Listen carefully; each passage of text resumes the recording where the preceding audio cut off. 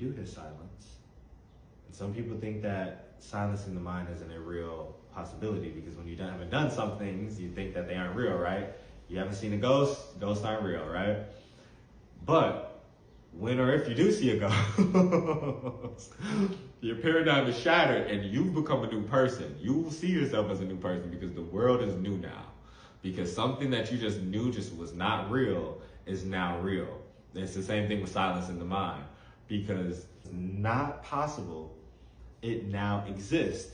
And what's even wilder about it is your relationship to it. When you start to go, wait, if ghosts are real, then that must mean like, okay, maybe deceased spirits are real. Then that must mean that there's an afterlife. I didn't believe in afterlife before. Now, what does that say about me? What does that say about my relationship to life? What does that say about my relationship to death? What does that say about my relationship to the afterlife? What does that say about my life to, and the relationship that I have to the creator or creation? What does it say about the creator?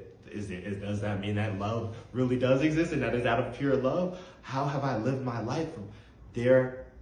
From there, you can see that there's an infinite amount of ideas and expressions that happen instantaneously as something new has occurred. So imagine your mind going silent and you just having an access to all of this infinite and this abundance, and you go, I am everything. I'm pretty much everything else outside of my body, including my body.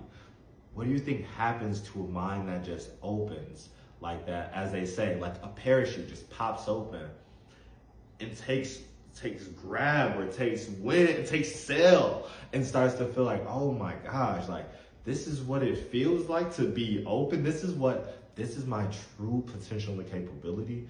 And that happens within the mind, that happens within the heart, that happens within the soul, that happens within the body. You start to go, I'm all these things in this body? That's expansive. Like that is abundance. Like source is abundant. You start to feel how intelligence really goes through the mind, how intelligence has created the mind. You get to start to see how it is that you are in relation to.